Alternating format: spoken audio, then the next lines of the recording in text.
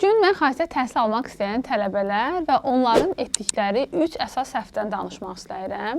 Əsas səhvlərdən biri odur ki, əksər tələbələr yanlış ixtisaslara seçim edirlər və bəzən valideynlərdə belə bir fikir var ki, trend olan ixtisasları seçsək və ya hara olursa olsun, əsas odur ki, qəbul olsun. Bu səhv yanaşmadır.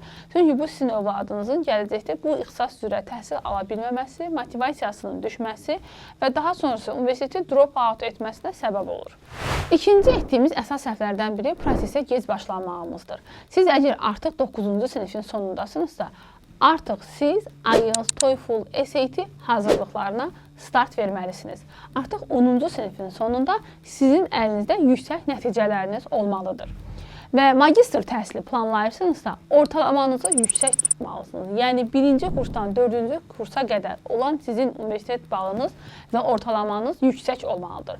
Əksər Azərbaycanlı tələbələr bu 4 ili sadəcə olaraq kəsirim olmasın, təqaüdüm kəsilməsin deyə oxuyur. Və sonda bu bizim magistratura pilləsində daha yüksək və top universitetlərdən qəbul olma prosesimizə və eyni zamanda dövlət təqaüd proqramından yararlanmamıza mane olur. Və bu prosesdə hər bir gənci diqqətli olmağa və prosesi daha erkən başlamağa dəvət edirəm. Və artıq siz 3-cü kursun sonunda IELTS nəticəniz və yaxud da ki, TOEFL nəticəniz əlinizdə olmalıdır ki, biz sizi hədəflədiyiniz universitetə qəbul ala bilək.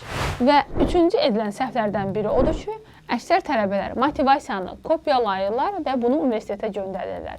Bilin ki, hər bir universitetin özünün yoxlama sistemi var və bu açıq şəkildə üzə çıxa biləcək və sizin motivasiyanı rəqabətə girməyəcək motivasiya məktubu sırasına girir və bu da sizin universitetdən qəbul alma şansınızı azaldır. Əgər siz də xarici təhsil planlamanızda bu 3 səhvi etməmisinizsə, demək ki, siz düzgün yoldasınız və xarici təhsil xəyalınız gerçək olacaq.